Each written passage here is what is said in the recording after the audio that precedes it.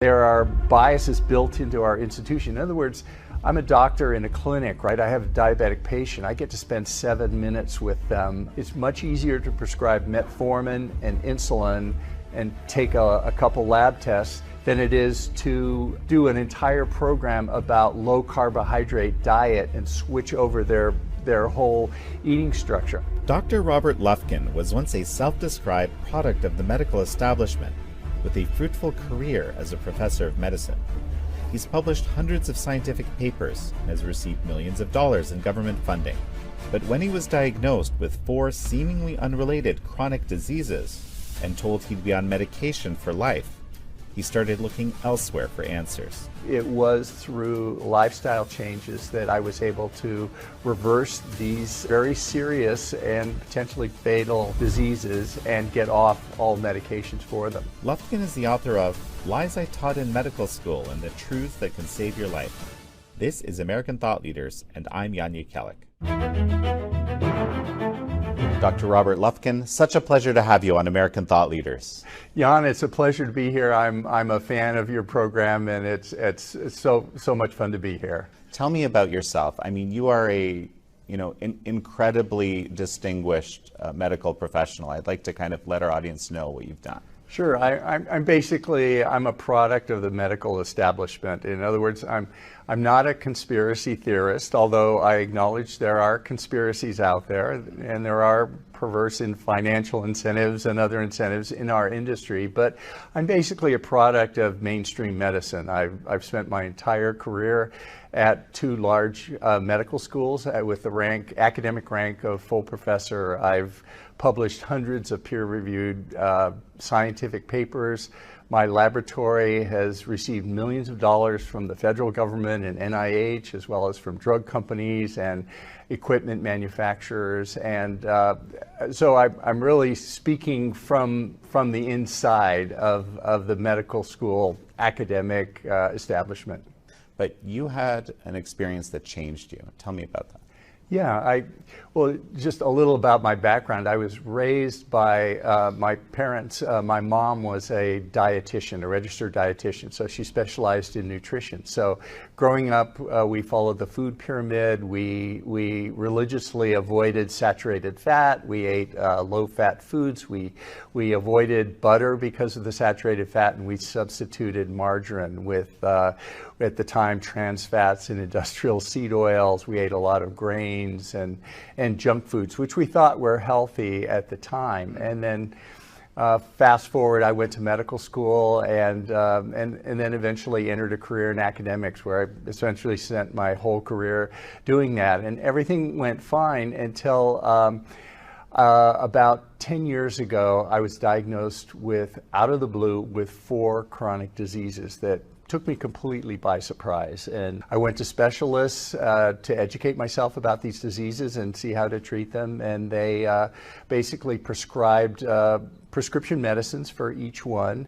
And they told me the diseases were more or less unrelated. And the prescription medicines would be necessary to not only treat the symptoms, but also to control the underlying disease. And although they recommended lifestyle changes, they said, sure, it's worth improving your lifestyle, but the reality is you're going to be on these drugs for the rest of your life, and lifestyle, doesn't really work for these things. And it basically was a wake-up call for me. So I got my attention very quickly, and I began talking to other experts. I began doing research and understanding about these diseases, and I eventually began to question the things that they taught me. And I looked closely at some of the breakthroughs that have been made in the last few years in our understanding. It changed the way I thought about these diseases. And I realized that a lot of what was being taught about these diseases and metabolic health in general was incorrect, what I've been teaching and what many of my colleagues are still sadly teaching. And when I implemented a program myself with lifestyle changes, I changed some things very radically, as a matter of fact, with my diet, but also sleep and exercise and stress. when I went back to my doctors, they couldn't believe it. They thought the labs were broken. They wanted me to retest the labs. But long story short, what happened was all my labs returned to normal. The diseases were essentially reversed, and I was off all prescription medicines, and that's where I've been ever since then. What were the diseases? One was an arthritis, a type of arthritis called gout, which is due to urate crystal deposition.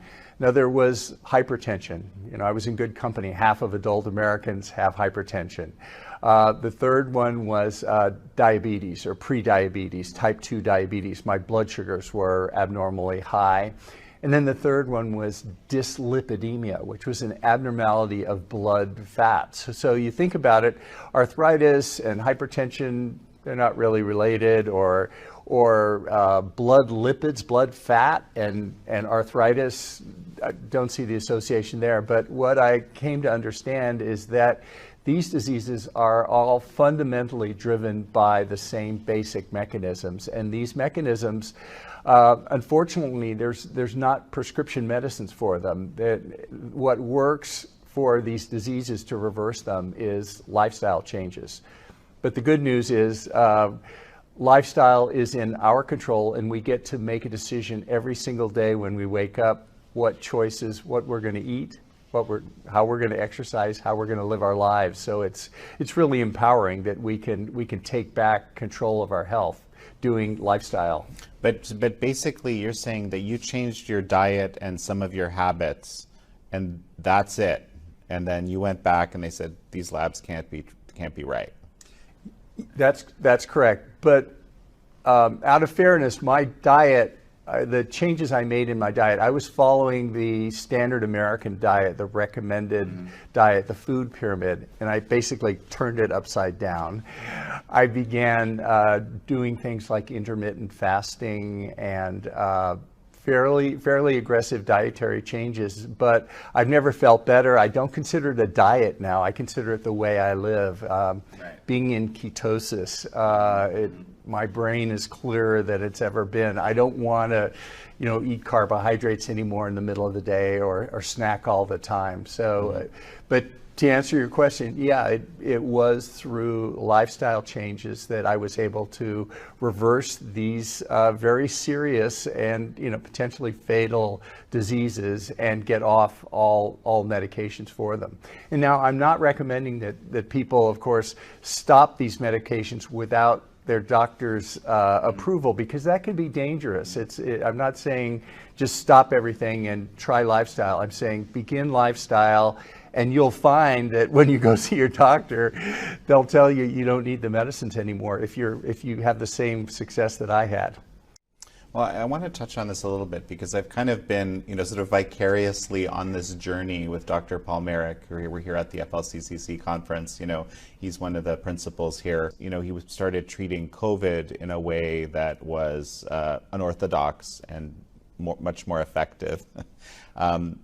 He similarly had this realization that a lot of what he had been taught wasn't entirely right, or in many cases incorrect, and then embarked on a journey looking at diabetes, looking at, now he has this whole cancer monograph, which I find incredibly fascinating. I mean, hundreds of papers of peer-reviewed research showing all sorts of what you would call off-label drugs or vitamins, things like that, profound impacts on reducing the incidence of cancer. I mean, it's astonishing how much research has been done that we just don't know about. Yeah, there's a tremendous amount of research being done every day. 7,000 papers are written every day. Because on this lifestyle stuff that you're talking about, people have researched this. It's not just, someone just saying, oh, I'm going to try, Yeah, and there are peer-reviewed, prospective, controlled studies where, for example, with diabetes, where people can reverse type 2 diabetes with dietary interventions to the point that they go off insulin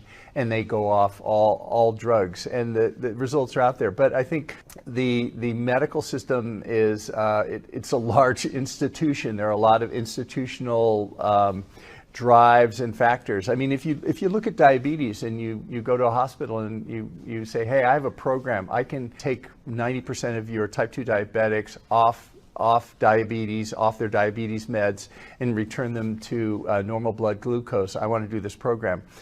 Well, diabetes is the #1 cause of surgical amputations. It drives a lot of surgical business. Type 2 diabetes today is the #1 cause of renal failure and renal transplants and dialysis. That's a huge business.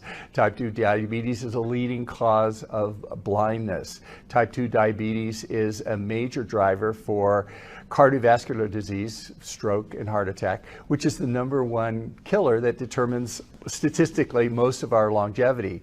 Alzheimer's disease is strongly linked now to glucose metabolism, which is what diabetes is, to the point where many, some authors are referring to diabetes, to Alzheimer's disease as type 3 diabetes. And of course, cancer also, diabetics have a much higher rate of cancer as well. So all these diseases are linked, and coming up with a program to reverse diabetes is going to change everything in healthcare.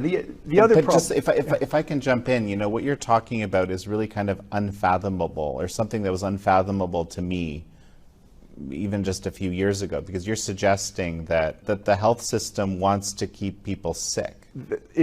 There are things built into the health system. I don't think any doctor, any human being wants to hurt another human being or wants them to be unhealthy. Mm-hmm. Maybe subconsciously we tell ourselves things that maybe make us do things, but I believe that people are basically good and they want to do good things. Right. But taking the other side of the argument, there are biases built into our institution. In other words, I'm a doctor in a clinic, right? I have a diabetic patient. I get to spend 7 minutes with them.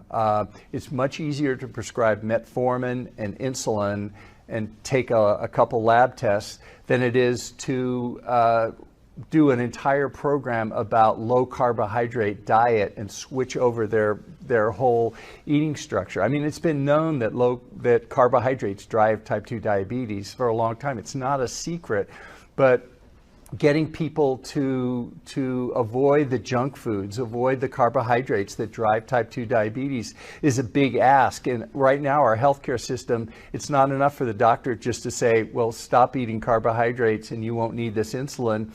Sometimes the patient says, hey, I'd rather have a pill or even a shot than change my whole diet and give up all my junk food and change my way of living. So there are many different factors. There's a lot of pushback from individuals. Junk food itself is addictive, and junk food is mainly carbohydrates. It's high in seed oils. All these things drive insulin resistance and type 2 diabetes. I confess, I'm a recovering junk food addict. I know how hard it is to give that stuff up. And it's not enough for the doctor just to tell me, don't eat junk food. I know not to eat junk food, but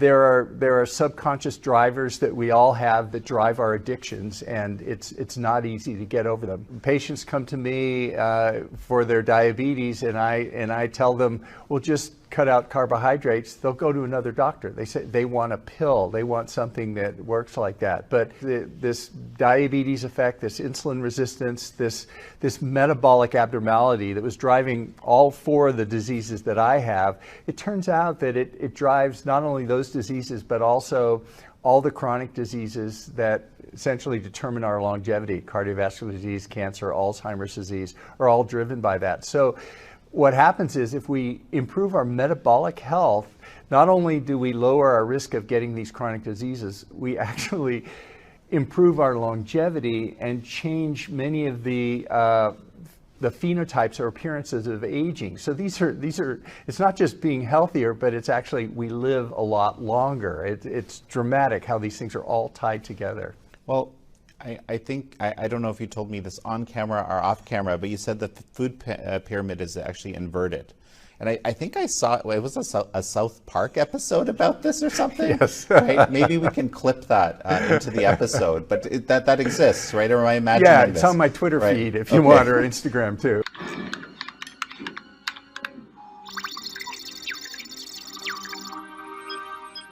Sir, we've got a match. Nutrition is stabilizing. We've got a well-balanced vaccine, sir. Okay.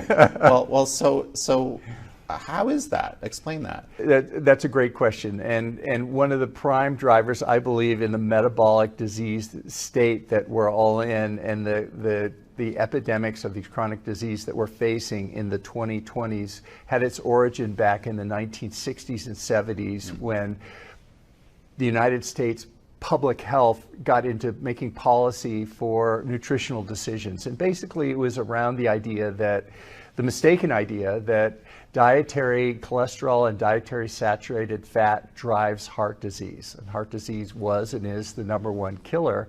So the United States began a food pyramid plan which emphasized low fat diets and high carbohydrate diets, which is basically a junk food diet, and it's a pyramid with carbohydrates and sugars at the bottom and things like fats at the top of the pyramid where you eat less of them. This pyramid became public health policy. All the schools use this for kids. I remember being taught something like this. I mean, I'm Canadian, but roughly it was the same structure, exactly like you described, especially saturated fats. That was the enemy, right? Exactly. Yeah. And cholesterol too in eggs. There's, right. To this point, and even today, most people, even the conservative orthodox cardiologists will admit that dietary cholesterol doesn't really affect serum cholesterol, so that those egg white omelets at the restaurants you see, you don't need to eat those anymore. It's probably in my opinion, one of the healthiest things we can eat is an egg. But these dietary changes starting in the 60s and 70s have now swept through society to where we're consuming large amount of junk food, which means a large amount of carbohydrates and refined carbohydrate sugars, a large amount of seed oils, which are industrial oils, which have the benign sounding name of vegetable oils, but there's no vegetables in them. They were originally developed as a lubricant for German U-boats in World War I with Crisco oil, but they're unhealthy, and in my opinion, they drive insulin resistance and drive inflammation. We're now seeped in these things. And on top of that, with the fast food revolution, it's not just what we're eating that's bad, but we're eating all the time. When growing up, we used to eat 3 meals a day, and then basically it became, oh no, eat 6 small meals a day. And my kids at school, they have snacks scheduled into their day between their other ones. And so people are eating all the time. Eating itself drives inflammation. Inflammation is our normal response to food being in our gut. So anytime I eat something, the body normally gets a little inflamed just as a protection of that foreign protein, that foreign material coming into the body. So if you think about it, if you want to improve your diet and you don't want to change what you're eating, you can still improve your health, improve your diet by just not eating all the time. In other words, narrow your eating window, cut out between meal snacks, maybe even skip breakfast, maybe even skip lunch. I mean, I eat 1 meal a day, and I've never felt better. I don't get brain fog in the middle of the day, and I'm in something called ketosis nearly all the time. And I think for me, it's the healthy way to be, and I love it. So, I started a keto diet years ago. I kind of go on and off of it, right? But just simply as a weight loss thing. And it actually works incredibly well when you're in that state of ketosis, right? The fat is being burned instead of carbohydrates. There aren't carbohydrates to burn, I guess. And ketosis, I mean, if you think about it, human beings evolved over hundreds of thousands of years as primarily hunter-gatherers. And at that point, if you're a hunter-gatherer, you eat when you have a kill, and then you may go for a period of a week or so with fasting, at which point you're in ketosis. And it wasn't until 12,000 years ago with the agricultural revolution, which Jared Diamond, who wrote Guns, Germs, and Steel, and even Yuval Harari, who wrote Sapiens, both of them famously agree that the worst possible thing that the human beings have done was with the development of agriculture. And you can see why, because agriculture made food available nearly constantly, and that was accelerated, of course, with refrigeration and junk foods. But as food became more and more available, people did not go into ketosis because there wasn't this period of fasting between the hunt and the kill. And the amazing thing about ketosis is, as I researched it more, it doesn't just help diabetes, but ketosis helps cancer. It's a cancer treatment or an adjunct to chemotherapy for patients. In Alzheimer's disease patients, ketosis is, for many of them, helps bring back their memory. So one could argue that ketosis is the natural, healthy state of human beings throughout history until literally the last 12,000 years. And some of the most amazing things about ketosis are in neurodegenerative diseases. You know, we talked a little bit off camera about Guillain-Barré syndrome, and it's seen with Parkinson's disease, and certainly with seizures. Ketosis is fasting, which drives ketosis, is an accepted treatment for seizures 2,000 years ago. There's a whole work about how junk food drives violence in kids. These are correlation studies, right, not controlled prospective studies. So sure, causality can't be inferred, but there's certainly some correlations with people eating junk food and being more angry, being more depressed, being more anxious. So it's really exciting, some of the possibilities that are out there now.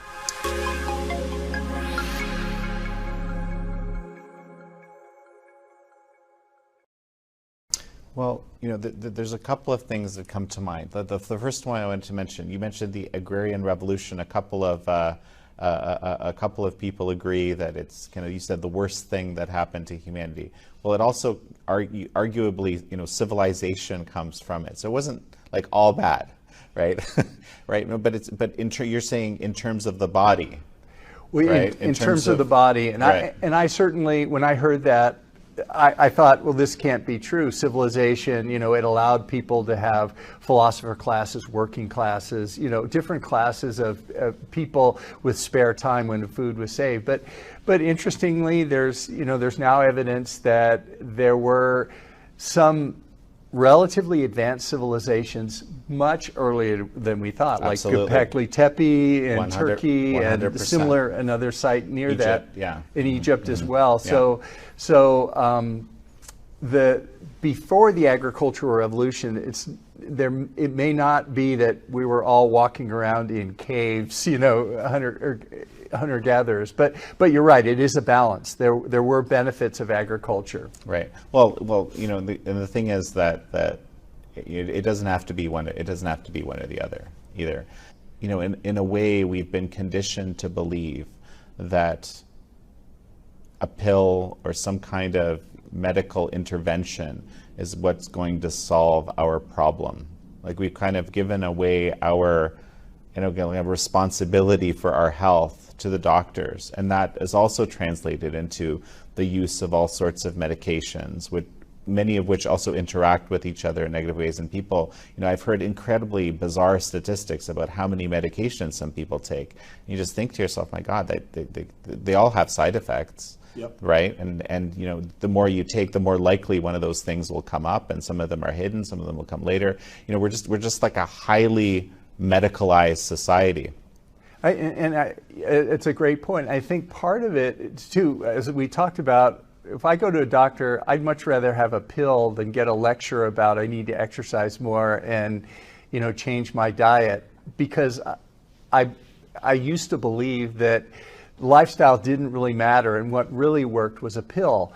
And furthermore, I used to believe, and many people still believe, that taking the pill will actually not just treat the symptoms of their disease, but will actually control the disease and make them healthier. And that's really not true in many, if not most cases. For example, in diabetes, type 2 diabetes, giving the patient insulin and metformin to control the blood sugar spikes doesn't really control the long-term effects of the disease. You still continue to progress on your diabetes. You get your foot amputated, you get your renal failure, you get your blindness, you get your heart attack, you get your Alzheimer's. So I think people aren't aware that in many cases these pills don't really solve the problem, they just treat the symptoms. And the interesting thing is there's no pill for metabolic disease. There's no pill that you can take that will reverse these things. Metabolic disease is driven by lifestyle, and lifestyle is really the secret to it.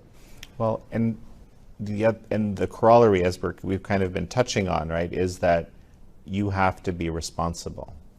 No one's going to do it for you, right? Like whether it's Congress versus agencies, I mean, these bureaucracies develop in ways to kind of avoid a locus of responsibility at any cost, right? I mean, and just it's like almost like a theme in our society, where I want some kind of external factor to fix things. Exactly. I love this about your show, questioning the narratives, asking the big questions about science and other things in our society.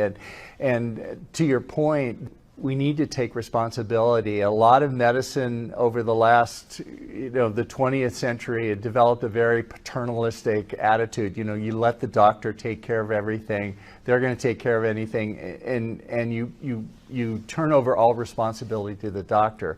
And the problem with that is, as we've seen, the doctor doesn't control your lifestyle. I control my lifestyle. We all control our lifestyle. So we need to learn that we're in charge of our health, not the doctor. If I recall correctly, like half of what professors in medical school teach their students is wrong, at least, right? I think that's your search. That's very disturbing news. One of the greatest physicians of all time, Sir William Osler, famously made one of the greatest comments about medical education when he addressed a group of medical students on the day of their graduation to becoming physicians. He said, "Gentlemen," and at the time most medical students were male, if not gentlemen at least. He said, "Gentlemen, I have a confession to make. Half of what we've just taught you is wrong. The problem is we don't know which half." People who understand medical education or even science itself will know this is a process of science. It's all about questioning the existing narrative and throwing out the stuff that's incorrect and learning the new stuff. But Sir William Osler pointed it out beautifully, and that's the theme for my book, with the clickbait title, "Lies I Taught in Medical School." But it goes through the half of things that I taught were wrong, and hopefully can help people avoid the mistakes that I made, and nearly cost me my health and my life. Tell me a little bit about how you are trying to change things. Well, after I was able to reverse my own health conditions, I wanted to get the message out to people. And I'd written many textbooks as part of my academic career. And just to be clear, the message is lifestyle will transform your health, something like this. That's right, that we are in charge of our health, and that the chronic diseases that are going to kill us, the medicines that were prescribed for them really don't treat the underlying disease. And if you want to get the root cause, you need to change your lifestyle and change your metabolism and your metabolic health. That was the message. And I began to look at new ways I could get the message out. I'd never been on Twitter. I wasn't a big Facebook person, but so I embraced social media. I began using Twitter. I just passed 100,000 followers on Twitter and have 250,000 total in social media so far. And I began reaching out to them. We were publishing this book. A couple weeks ago, I was in Costa Rica filming a TV series on longevity and health and wellness and metabolism that just got picked up by PBS and the Discovery Channel that'll be airing in about 6 months to a year. I realized that it's not enough just to educate people and get the message out. We need to change things in the healthcare systems. The next step in my journey, I got together with some friends, some other physicians in Los Angeles, and we've purchased and put together a managed care organization in Southern California. It's over 100,000 patients, 200 physicians, 200 primary care physicians, 600 specialists, and these. So just to be clear, this is an existing provider. Basically, right. And Okay, wow. We're acquiring it, and it's important to note that these patients are underserved. In other words, they're Medicare, Medicaid, which means they're socioeconomically disadvantaged, which means generally poor health, generally poor access to health care.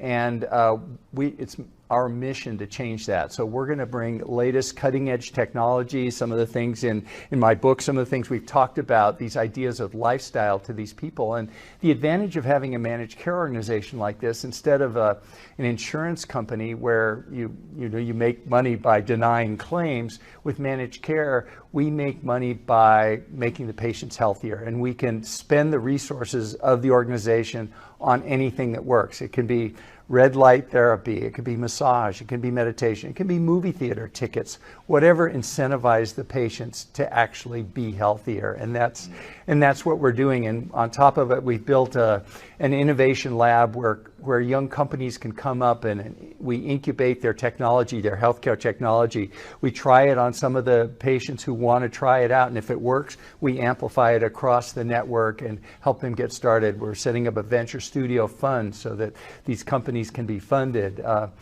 And then beyond that, we realize that it's great to do that. It's great to show healthcare change. That's a big step, but we wanted to go one last step, and that was in the education process. And the next thing we've done is set up a new graduate medical education program in Southern California at a hospital there, where we've set up new training programs in family medicine, in psychiatry, and transitional medicine. We're just starting a radiology program that'll hopefully start this summer to look and teach some of these newer ideas of medicine. And we're even considering and talking to some people about possibly starting a new undergraduate program, which would be a new medical school as well. Right.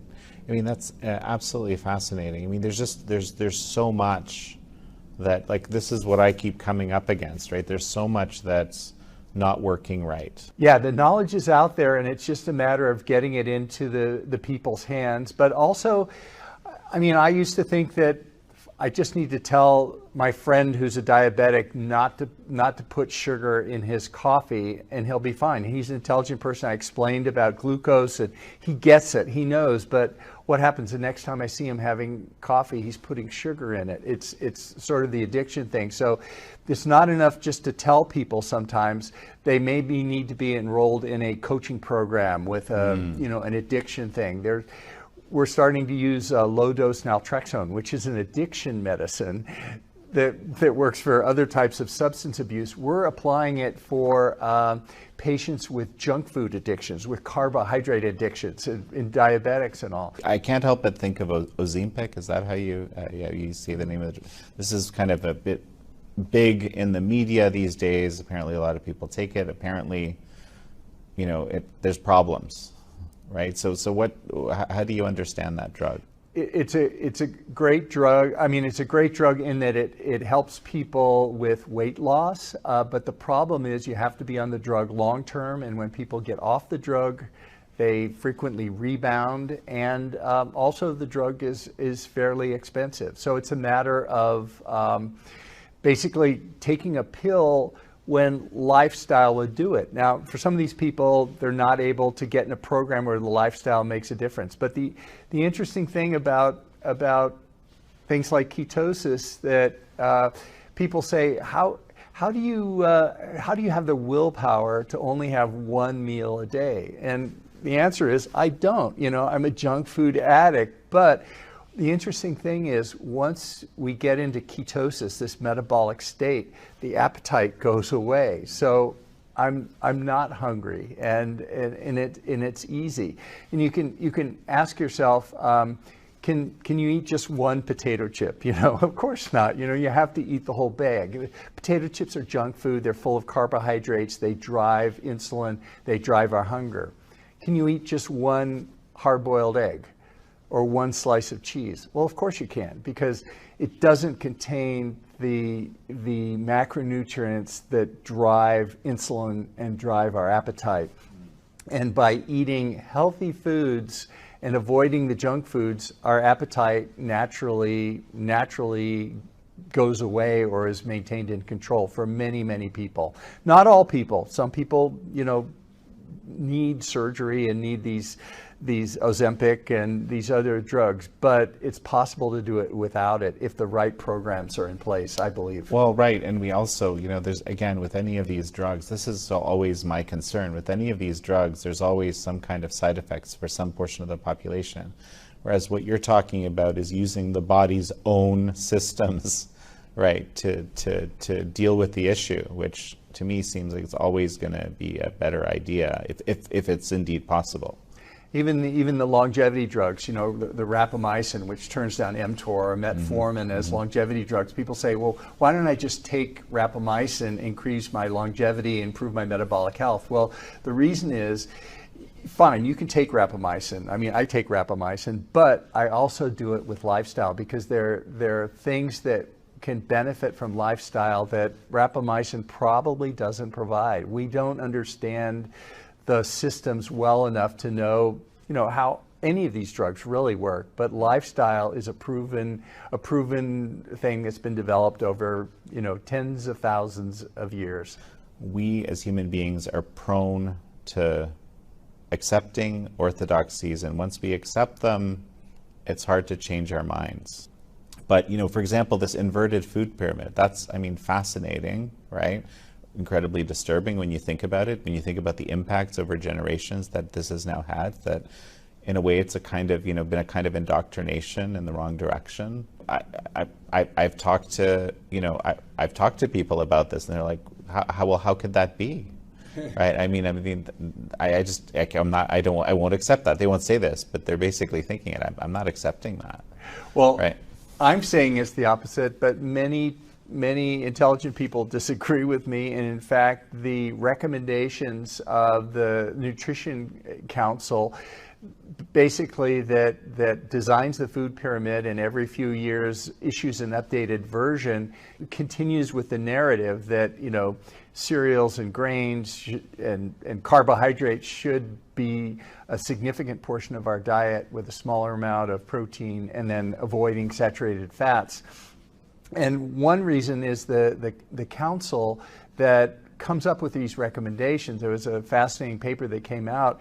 There are a number of conflicts from the council from the major food manufacturers who basically benefit from manufacturing junk foods. They sell junk foods that the Food Council then recommends in the food pyramid. And one problem is there's not a lobbying force for lifestyle. There's no, lifestyle is free. If I fast during the day, I actually save money because I don't spend it on breakfast or lunch, and I have more time. But there's no lobbying group for that. So we're up against a number of pernicious financial influences that drive the system. Even in the face of knowledge to the contrary, people are still getting the information. Our school lunch programs are still driven by this food pyramid and these food recommendations. The narrative today is such that if anyone handed a 12-year-old child a lit cigarette, everyone would be aghast, and it just wouldn't happen.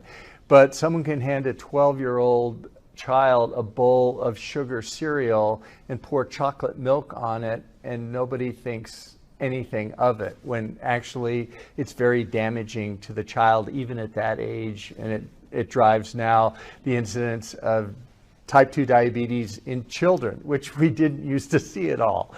So changing the narrative is possible, I think, and getting it to the point where, I used to think drinking orange juice was healthy. Most people think orange juice is healthy. You see it on television and movies as, a healthy breakfast, but in my opinion, it's not. It's basically sugar, and it's like eating a candy bar. But changing that narrative so that people think that they instinctively realize what is healthy and what will benefit their lifestyle can have a dramatic effect. It's a big challenge to be able to do that.